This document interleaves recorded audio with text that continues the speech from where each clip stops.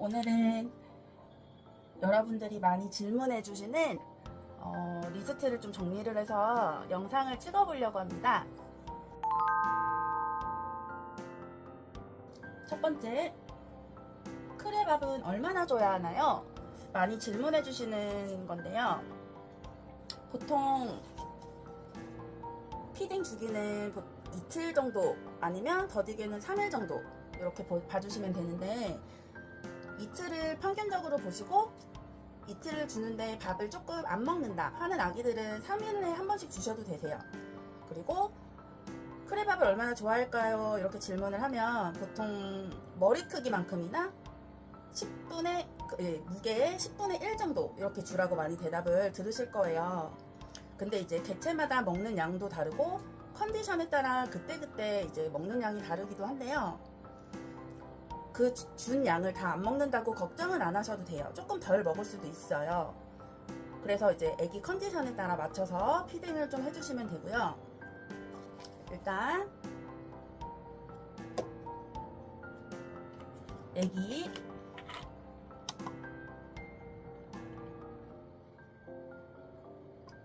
애기가 이렇게 2g 정도 된다고 치면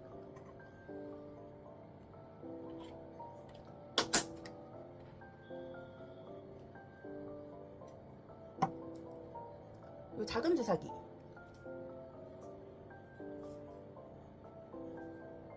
보이시나요? 네. 작은 주사기로는 10분의 1이니까 여기 0.2 만큼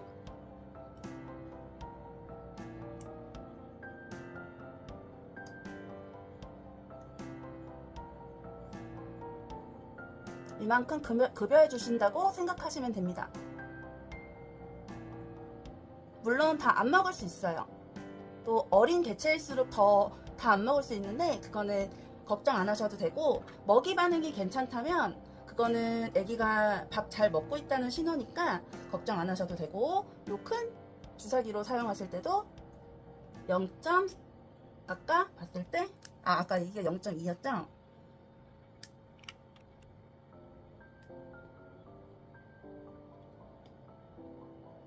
그러면 이렇게 0.2 해주시면 됩니다. 해주셔서 요런 스푼으로, 실리콘 스푼으로 주실 때는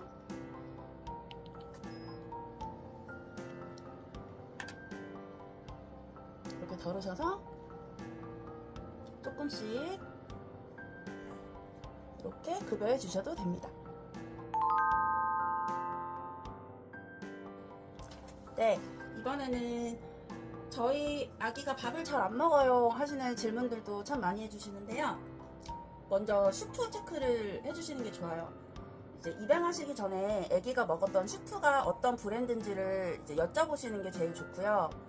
그래서 이제 급여하시는 슈프랑 그게 이제 같은지 해서 같지 않으면 입양 전에 먹었던 슈프로 바꿔주셔 보시는 게 제일 좋고요.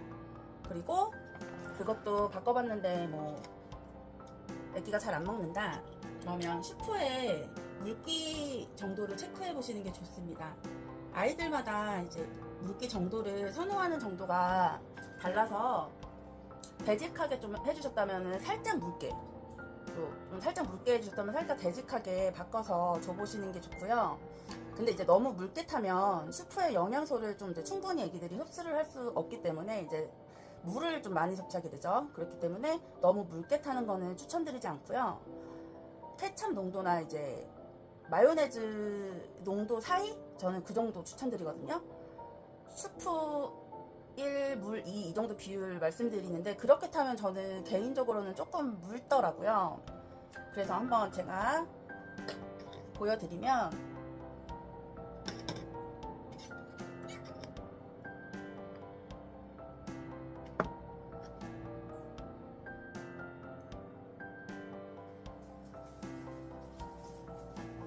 저는 한 이 정도.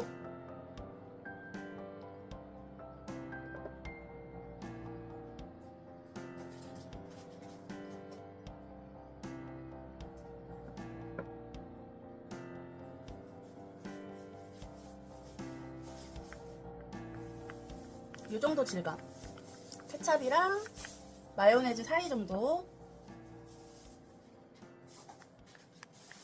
이 정도가 가장 아기들이 먹기 적당합니다. 그리고 피딩 방법을 좀 변경해 보시는 것도 좋으세요.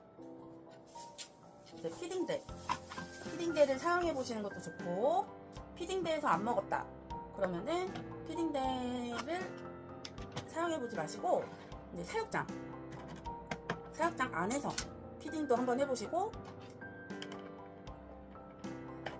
여기 바깥에서 피딩도 한번 해보시고, 이런 구조물 위에서 피딩도 한번 해보시고, 이런 방법들로 여러 가지 시도해 보시면은 아기가 좀 원하는 피딩 방법이 있을 수도 있어요. 손 위에서도 한번 해보시고, 그리고 만약에 주사기 피딩으로 하셨다, 주사기 피딩으로 많이 하시죠? 그러면은 실리콘 수저로 한번 해보시고, 수저로 해보셨으면 주사기로 한번 해보시고, 이렇게 여러 가지 방법으로 변경해서 시도해 보시면 좋으실 것 같습니다.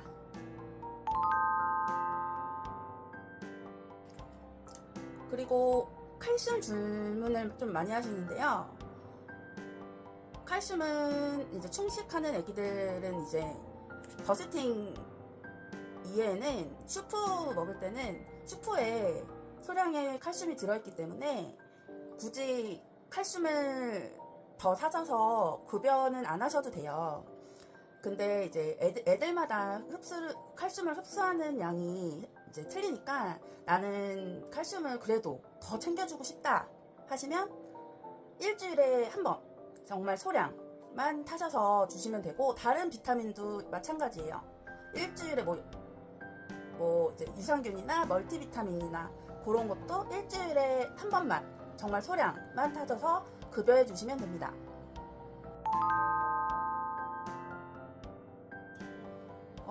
그리고 이건 정말 많이 질문해 주시는 것 중에 하나인데, 케이지 이제 사이즈를 이제 몇 그램까지 써야 하나요 하시는데, 이게 이제 직원으로 이제 알려드릴게요. 소, 중, 대가 있는데, 소는 언제까지 몇 그램까지 써야 하나요? 중은 몇 그램까지 써야 하나요? 되게 많이 질문을 해주세요. 일단 소 사이즈는, 이거는 조금 개인적일 수도 있는 이제 의견이기도 하지만 보편적인 브리더님 생각이기도 한 것 같아요. 근데 이제 주변 브리더님들 의견을 들어보면, 일단 소 사이즈는 일단 베이비부터 사용 가능하고요. 해칠링 개체도 사용 가능하죠. 이렇게 베이비 애기부터 충분하죠. 물론 구조물을 넣어주셔야 돼요.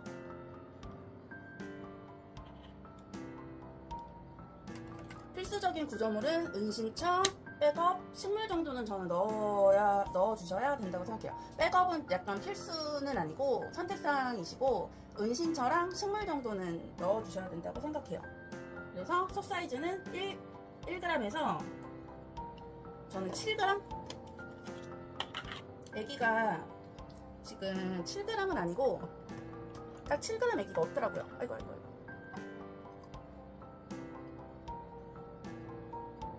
애기가 7.6g. 보시면 요 정도 사이즈 애기까지.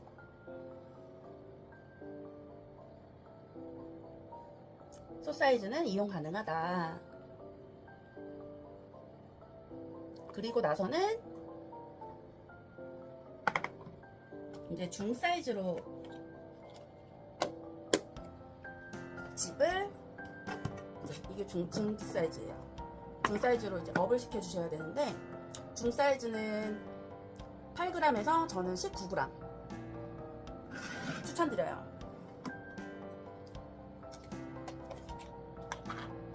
지금 애기가 가만히 있지 않죠? 애기가 지금 19g 조금 넘어요. 네, 19.3. 이렇게 요 사이즈까지 키울 수 있다.